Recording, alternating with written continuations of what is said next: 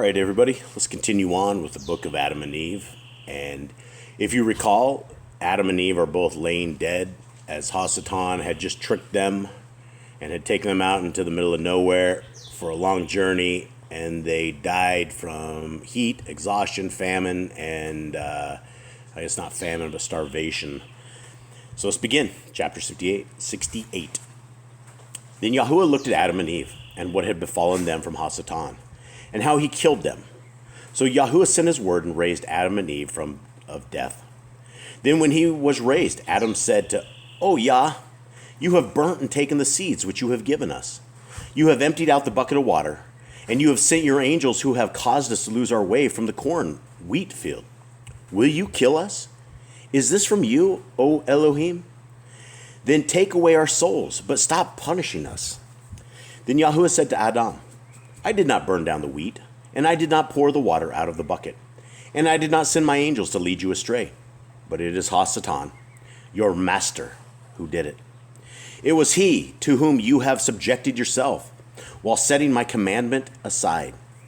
It is he who burnt down the wheat, and poured out the water, and who has led you astray. All the promises he has made you were just a trick, a deception, and a lie. But now, Adam, you shall acknowledge my good deeds done to you." And Yahuwah told his angels to take Adam and Eve and to lift them up to the field of wheat, which they found as before, with the bucket of water. There they saw a tree and found on it solid manna, and they were astonished at Yahuwah's power. And the angels commanded them to eat of the manna when they were hungry. And Yahuwah admonished Satan with a curse, not to come again and destroy the field of wheat. Then Adam and Eve took the wheat seeds, and made an offering of it, and took it and offered it up on the mountain, at the place where they had offered up their first offering of blood. And they offered this offering again on the altar they had built at first. And they stood up and prayed, and besought the Lord, saying, "O Yahuwah, when we were in the garden, our praises went up to you like this offering, and our innocence went up to you like incense. But now, O Elohim, accept this offering from us, and don't turn turn us away or deprive us of your mercy." Then Yahuwah said to Adam and Eve, "Since you have made this offering and have offered it to me, I shall make it my flesh when I come down on earth to save you. I shall cause it to be offered continually on an altar for forgiveness and mercy for those who partake of it appropriately." Then Yahuwah sent a bright fire over the offering of Adam and Eve and filled it with bright grace and light. And the Ruach HaKodesh came down on that offering. Then Yahuwah commanded an angel to take fire tongs like a spoon and take an offering and bring it to Adam and Eve. And the angel did so as Yahuwah had commanded them, and offered it to them. And the souls of Adam and Eve were brightened, and their hearts were filled with joy and gladness and with the praises of Yahuwah. And Yahuwah said to Adam, "This shall be a custom to you to perform when affliction and sorrow should come over you. But your deliverance and your entrance into the garden shall not be until the days are fulfilled, as agreed between you and me. If it were not for this, I would bring you back to my garden, and to my favor, and my mercy, and pity for you, for the sake of the offering you have just made to my name." Adam rejoiced at these words which he heard from Yahuwah. And Adam and Eve worshipped before the altar, to which they bowed, and they went back to the cave of treasures. And this took place at the end of the 12th day after the 80th day, total of 92, from the time Adam and Eve came out of the garden. And they stood up the entire night praying until morning, and they went out of the cave. Then Adam said to Eve, with joy in his heart, because of the offering they had made to Yahuwah, that they had been accepted by him, "Let us do this 3 times every week on all the days of our life." And as they agreed on these words, and Yahuwah was pleased with their thoughts and with the decision they made. After this, the word of Yahuwah came to Adam and said, "Adam, you have determined beforehand the days in which suffering shall come over me, when I am made flesh. They are the 4th day, which is Wednesday, and the preparation day, which is Friday." And I will insert a reader's note again, and this is where this has absolutely been Christianized, because there's no such day as Wednesdays and 4th days. There is a preparation day, which is the 6th day, before the Shabbat, which is obviously the 7th day. Verse 23 of this. "But regarding the first day, I created all things in it, and I raised the heavens through my rising again on this day, will I create joy and raise them who believe in me on high. Adam, make this offering all the days of your life. Then the word of Yahuwah withdrew from Adam. But Adam continued to make the offering as he had every week, 3 times a week until the end of 7 weeks. And on the first day, which is the 50th, Adam made an offering as he was accustomed, and he and Eve took it and came to the altar before Yahuwah, as he had taught them. Here's the author's note. The order and number of the days of the week are called out as follows. The 4th day, Wednesday, on the preparation day, Friday, and the Sabbath, Sunday. And then it says the Jewish Sabbath is from Friday at sundown to Saturday at sundown. But that is not correct. It is the people of our Creator, the Hebrew people. That is our Shabbat, Yah's Shabbat. So it's Friday from sundown to Saturday at sundown, wherein 7th day Saturday is considered to be the Sabbath. This shift, shows Christian influence and the dating later than the writer would have us believe. So there we go again. And just take it to note. And this is why having the Torah written on your hearts, minds, and souls is absolutely imperative, because little flim-flams and things like this where people insert things or take them out, you won't be affected by it because you'll understand.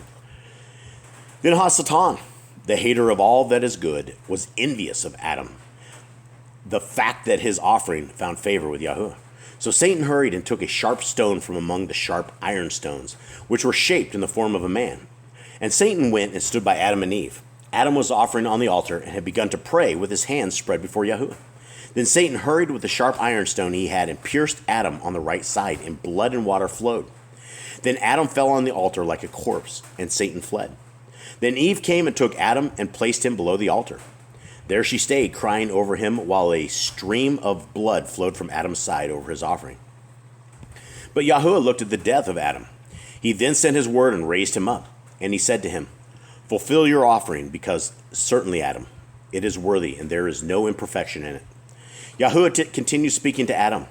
Thus will it also happen to me while on the earth, when I shall be pierced, and blood and water shall flow from my side and run over my body, which is the true offering, and which shall be offered on the altar as a perfect offering.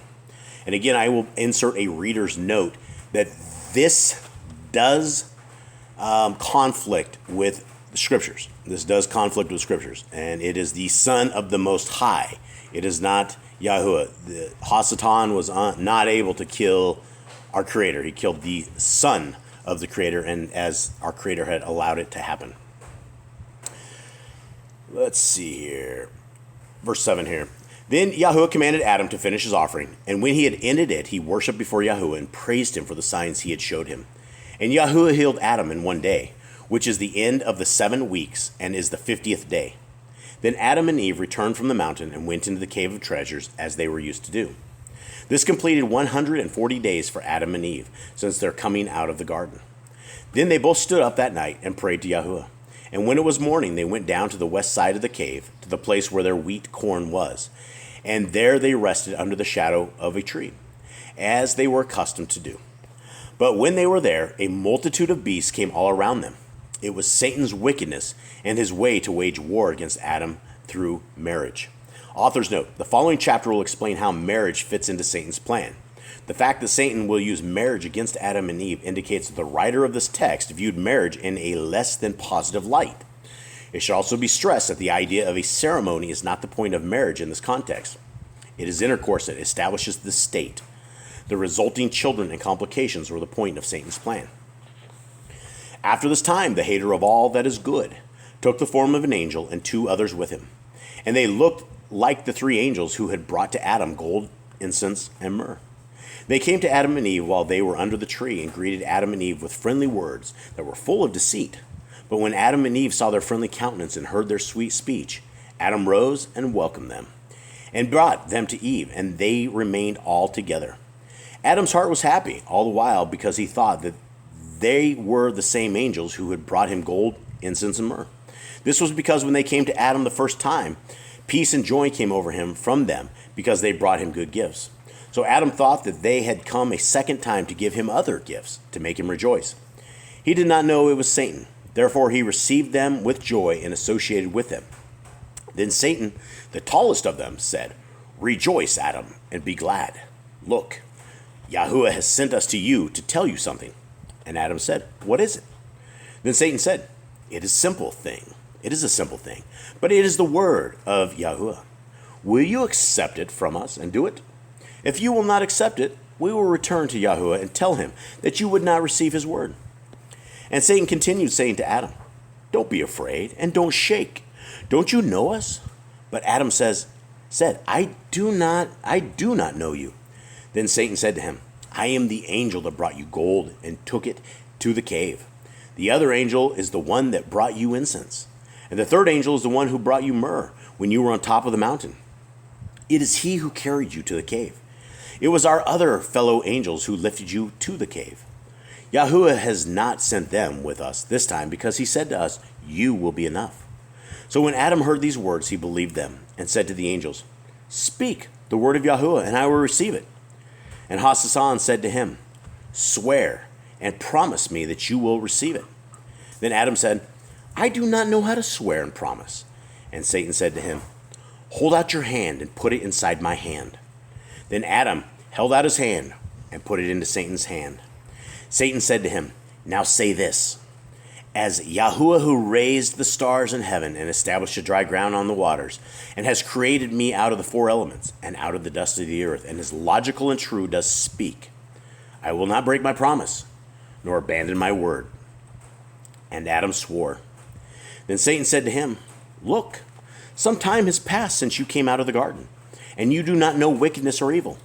But now Elohim says to you to take Eve, who came out of your side, and marry her, so that she will bear you children, to comfort you and to drive from you trouble and sorrow. The thing is not difficult, and there is nothing morally wrong in it for you.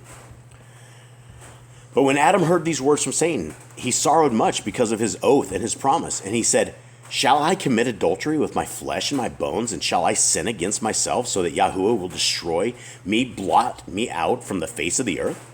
First I ate of the tree, and he drove me out of the garden into the strange land, and deprived me of my bright nature, and brought my death. If I do this, he will cut off my life from the earth, and he will cast me into hell and plague me there a long time. But Yahuwah never spoke the words that you have said, and you are not God's angels. He did not send you. You are devils that have come to me under the false appearance of angels. Away from me, you cursed of God. Then the devils fled from Adam, and he and Eve got up and returned to the cave of treasures and went into it. Then Adam said to Eve, if you saw what I did, don't tell anyone, because I sinned against God in swearing by his great name, and I have placed my hand once again into that of Satan. Eve then held her peace as Adam told her. Then Adam got up and spread his hands before Yahuwah, beseeching and entreating him with tears to forgive him of what he had done. And Adam remained standing and praying in that way for 40 days and 40 nights. He did not eat or drink until he dropped down on the ground from hunger and thirst. Then Yahuwah sent his words to Adam, who raised him up from where he lay, and said to him, Adam, why have you sworn by my name? Why have you made agreement with Satan again? But Adam cried and said, oh, Yahuwah, forgive me. I did this unwittingly because I believed they were God's angels. And God forgave Adam and said to him, beware of Satan. And he withdrew his word from Adam. Then Adam's heart was comforted, and he took Eve, and they went out of the cave to prepare some food for their bodies. But from that day, Adam struggled in his mind about marrying Eve, because he was afraid that if he did it, Yahuwah would be angry with him. Then Adam and Eve went to the river of water, and sat on the bank, as people do when they enjoy themselves. But Satan was jealous of them and planned to destroy them. Author's note. Clearly, Adam viewed copulating with Eve as incest and therefore morally wrong, even though it was not yet law. The idea kindled a desire which was in opposition to what Adam viewed as a moral issue. This issue will be visited again in other texts, such as Jubilees and others, as Cain's marriage to his sister is addressed. Then Satan and 10 from his hosts transformed themselves into maidens with more grace than any others in the entire world. They came up out of the river in front of Adam and Eve, and they said amongst themselves, come, we will look at the faces of Adam and Eve, who are of the men on earth. They are beautiful, and their faces look different than ours. Then they came to Adam and Eve and greeted them, and they stood amazed at them. Adam and Eve looked at them also, and wondered at their beauty, and said, is there another world under us with such beautiful creatures as these in it? And the maiden said to Adam and Eve, yes, indeed, many of us were created. Then Adam said to them, But how do you multiply?" And they told him, "We have husbands who have married us, and we bear them children, who grow up and in turn marry and are married and also bear children. Thus we increase. O Adam, you will not believe us. We will show you our husbands and our children." Then they shouted over the river as if to call their husbands and their children. And men and children came up from the river, and every man came to his wife, and his children were with him. But when Adam and Eve saw them, they stood speechless and were amazed at them. They said to Adam and Eve, "See all our husbands and our children? You should marry Eve as we have married our husbands, so that you will have children as we have." This was the way Satan was to deceive Adam. Satan also thought to himself, Yahuwah at first commanded Adam concerning the fruit of the tree, saying to him, "Do not eat of it, or else you shall die." But Adam ate of it, but Yahuwah did not kill him. He only gave him by law death, plagues, and trials until the day he shall leave his body. But if I will deceive him to do this thing and marry Eve without Yahuwah's permission, Yahuwah will kill him. Therefore Satan worked this apparition before Adam and Eve because he sought to kill him and to make him disappear from off the face of the earth. Meanwhile, the fire of immortality came over Adam, and he thought of committing transgression. But he restrained himself, fearing that if he followed the advice of Satan, Yahuwah would put him to death. Then Adam and Eve got up and prayed to Yahuwah, while Satan and his host went down into the river in front of Adam and Eve, so they would not see them going back to their own world. Then Adam and Eve went back to the cave of treasures, as they usually did around evening time. And they both got up and prayed to Yahuwah that night. Adam remained standing in prayer, but did not know how to pray because of the thoughts in his heart about marrying Eve. And he continued this way until morning. When light came up, Adam said to Eve, "Get up, let us go below the mountain where they brought us gold, and let us ask Yahuwah, Elohim, concerning this matter." Then Eve said, "What is the matter, Adam?" And he answered him, "That I may request the Elohim, Yahuwah, to inform me about marrying you, because I will not do it without his permission, or else he will kill you and me. For those devils have set my heart on fire with thoughts of what they showed us in their sinful visions." Then Eve said to Adam, "Why do we need to go to the foot of the mountain? Let us rather stand up and pray in our cave to Yahuwah to let us know whether this advice is good or not." Then Adam rose up in prayer and said, "O Yahuwah, you know that we transgressed against you, and from the moment we sinned we were stripped of our bright nature, and our body became brutish, requiring food and drink, and with animal desires. Command us, O Yahuwah, not to give way to them without your permission, for fear that you will turn us into nothing. If you do not give us permission, we will be overcome and follow the advice of Satan, and you will again kill us. If not, then take our souls from us and let us be rid of this animal lust. And if you give us no order about this thing, then separate Eve from me and me from her, and place us each far away from each other. Then, O Yahuwah, if you separate us from each other, the devils will deceive us with their apparitions that resemble us and destroy our hearts and defile our thoughts towards each other. If our heart is not toward each other, it will be toward them, through their appearance, when the devils come to us in our likeness." Here Adam ended his prayer. Then Yahuwah considered the words of Adam, that they were true, and that he could not wait long for his order, respecting the counsel of Satan. And Yahuwah approved Adam in what he had thought concerning this, and in the prayer he had offered in his presence. And the word of Yahuwah came to Adam and said to him, "Oh, Adam, if only you had had this caution at first, before you came out of the garden into this land." After that, Yahuwah sent his angel who had brought gold, and the angel who had brought incense, and the angel who had brought myrrh to Adam, that they should take it and inform him respecting his marriage to Eve. Then those angels said to Adam, "Take the gold and give it to Eve as a wedding gift, and promise to marry her. Then give her some incense and myrrh as a present, and you both will be one flesh." Adam obeyed the angels and took the gold and put it into Eve's bosom in her garment, and promised to marry her with his hand. Then the angels commanded Adam and Eve to get up and pray 40 days and 40 nights. When that was done, then Adam was to have sexual intercourse with his wife, for then this would be an act pure and undefiled, so that he would have children who would multiply and replenish the face of the earth. Then both Adam and Eve received the words of the angels, and the angels departed from them. Then Adam and Eve began to fast and pray until the end of the 40 days, and they had sexual intercourse, as the angels had told them. And from the time Adam left the garden until he wedded Eve were 223 days. That is the 7 months and 13 days. This was how Satan's war with Adam was won, by Adam and Satan was defeated. Author's note: in the apocryphal book of Tobit, the main character goes into his new bride after praying to still his lust and was thus pure. The word replenish indicates that the earth was once full or plenished and was to be replenished or filled again. This is the same word used in Genesis, leading to the second creation theory. And I don't know anything about that. I've never heard that. And probably under the right translation, I would imagine that's not correct. One more chapter. And they lived in the earth, working so they could keep their bodies in good health, and they continued until the 9 months of Eve's pregnancy were over, and the time drew near when she would give birth. Then she said to Adam, "The tokens placed in this cave since we left the garden show it to be a pure place. We will be praying in it again in a while. Because of this, it is not appropriate that I should give birth in it. Let us instead go to the sheltering rock cave that was formed by the command of Yahuwah when Satan threw a big rock down on us in an attempt to kill us." Adam then took Eve to that cave. When the time came for her to give birth, she strained very much. Adam felt pity for her, and he was very worried about her because she was close to death, and the words of God to her were being fulfilled. "You shall bear a child in suffering, and in sorrow shall you bring forth a child." But when Adam saw the distress Eve was in, he got up and prayed to God, to Yahuwah, and said, "Oh Elohim, look at me with the eye of your mercy and deliver her out of her distress." And Yahuwah looked at his maid servant Eve and delivered her, and she gave birth to her firstborn son, and with him a daughter. Then Adam rejoiced at Eve's deliverance and also over the children she had given him. And Adam ministered to Eve in the cave until the night of the 8 days, when they named the son Cain and the daughter Lua. The meaning of Cain is hater, because he hated his sister in their mother's womb before they were born. Because of this, Adam named him Cain. But Lua means beautiful, because she was more beautiful than her mother.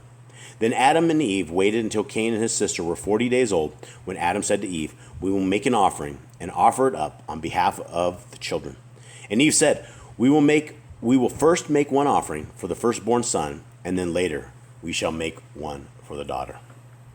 And then author's note, which this is a Christian author, I think, whoever this guy is. He says, Jewish law says a woman is unclean for a time after giving birth, and that's not Jewish law. This is Yah's law. It has nothing to do with Jews. The act having human blood present makes the place unclean. The first cave served as a home and temple. The second cave served as a place of safety and shelter. It will be noted that each time Eve gave birth, she did so with twins, symbolizing the replenishing or replacing of Adam and Eve. All right, folks, and with that, we shall call that one a day.